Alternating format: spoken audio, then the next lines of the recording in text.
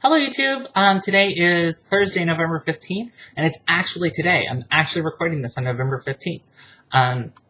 So this means that I'm all caught up on my 30 in 30 project, which is 30 videos in 30 days to promote awareness during Transgender Awareness Month.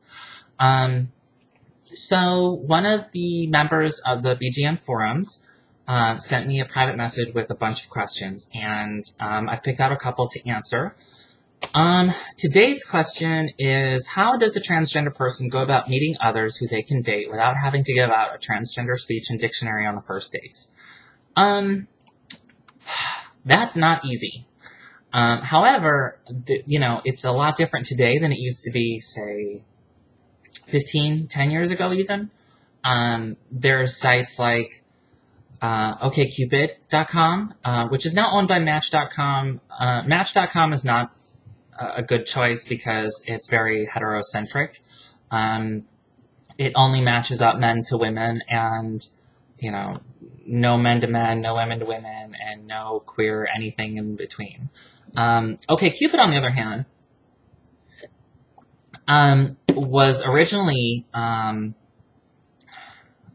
created by a totally different group, and it's always been more queer-centric. So there's a lot of gay, bi, lesbian people on there, a lot of kink people, poly people, in addition to cisgendered heterosexual people looking for other cisgendered heterosexual people. But it has the benefit of being free. The math that is behind it is actually really cool. You answer a bunch of questions, and it uses, all of these questions that you answer to match up with their database of other people who have answered all of these questions. And so rather than, 27 dimensions of compatibility or whatever eHarmony has, there's, potentially infinite dimensions of compatibility. And you can weight the questions. So, do you believe in A, B, or C? And you select A, B, or C. And then you can say, in my partner, it's mandatory that they answered A if I answered A. Or it's important but not mandatory. Or it's not important at all. So it's actually really kind of cool. So you can put the emphasis on the things that you in fact find important. And there's a publicly viewable profile of yourself. Well, not publicly, but for members only. View of your profile. You can put up pictures. You can go into as long a discussion as you want about, here's the ABCs of me. If you're not okay with that, don't bother contacting me. It doesn't always stop people from contacting you, and there are a lot of people who are just, they're just trolling for for whatever they get, and they'll send out blast emails to try and get any woman to respond to them.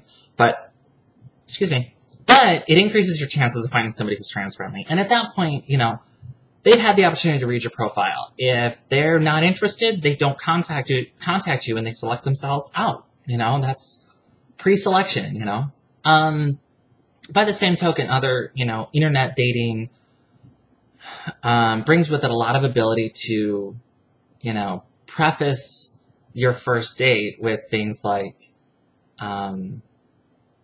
this is who I am, or just throw a word out there and be like, I'm bigender, and it's important that I have that acknowledged and respected, and let them go do the research if they're interested still, or, let them ask you questions, that kind of thing.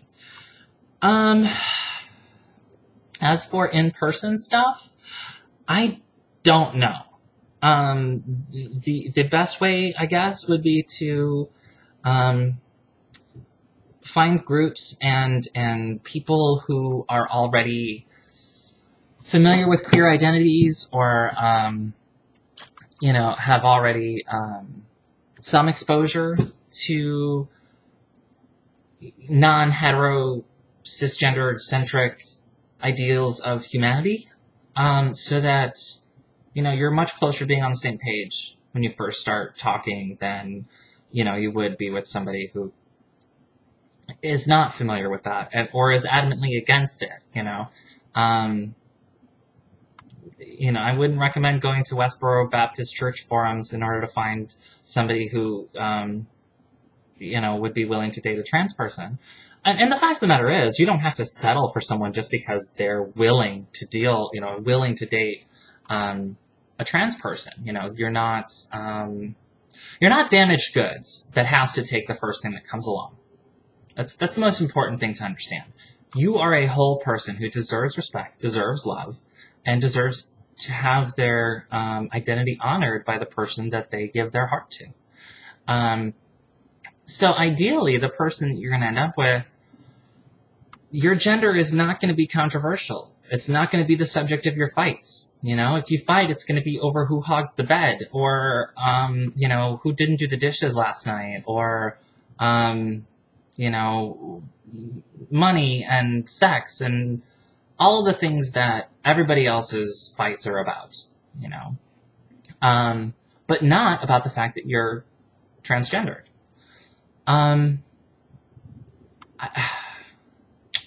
There's a lot of trans dating that goes on, and some of that comes from, you don't have to share a dictionary, but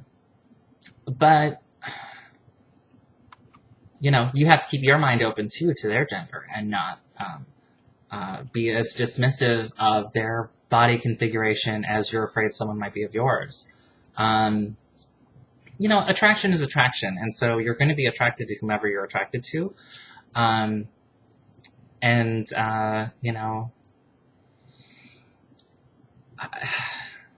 don't know, I guess you have to give to get too. So you have to be as willing to be open as you hope other people would be too. Don't rule somebody out just because they're trans, and you don't want to, you want a normal person, because you wouldn't want anyone to do that to you either. Let's see. That's hard. I don't know. I was pretty lucky. I met my girlfriend through mutual friends, and they were a pretty, I don't know, lefty group, I guess, of people. So they had more exposure to trans and queer identities and that kind of stuff to begin with. So girlfriend and I didn't have to do a lot of translation or vocab lessons or anything like that before we started dating. And that it just grew organically. We were friends first, and then we started dating. So, there's always that, you gotta find places where people are more open and hang out there, find new groups to hang out with. And then it's like I said in my other video, go do things that you enjoy doing. And you'll meet people who enjoy doing the things that you enjoy doing. So, it's a lot easier to get past the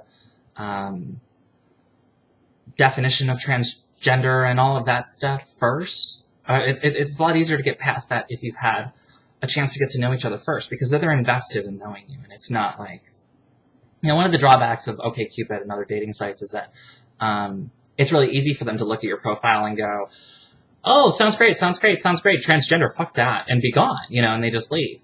Now, it's nice that they're selecting themselves out of there, but, that may have been somebody who would come around eventually if they had a chance to know who you were. But that's not, it's not such a bad thing. The other thing you have to look for is people who go, man, transgender, ooh, because you there's a difference between appreciating somebody for the shape they come in and specifically seeking out a particular shape of a person because they're exotic and new,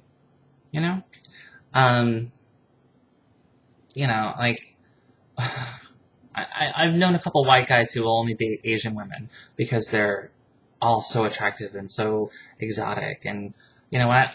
To be perfectly honest, when I was much younger, I said similar things, which was, not something I'm proud of.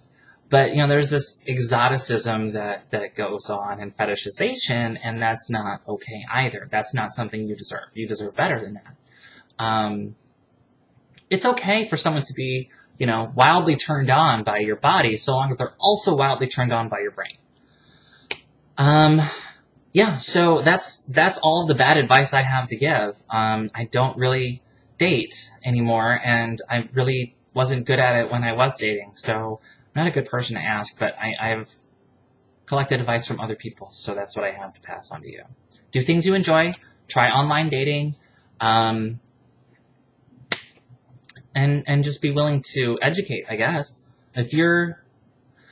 If you want someone to be willing to learn for you, you have to be willing to educate them. So, you can't get turned off right at go from somebody that you would otherwise be interested in if it's a little bit hard up front to explain things. Anyway, so that's all I have today. Leave me comments below. Send me an email through YouTube or Brin at bigender.net. Come to bigender.net/forums. Join the forums. I have a FormSpring, formspring.me/BrinConvenient, and also a Tumblr, tumblr.com/BrinConvenient, and I have an Ask box up there, so you can ask a Brin. All right, see you tomorrow.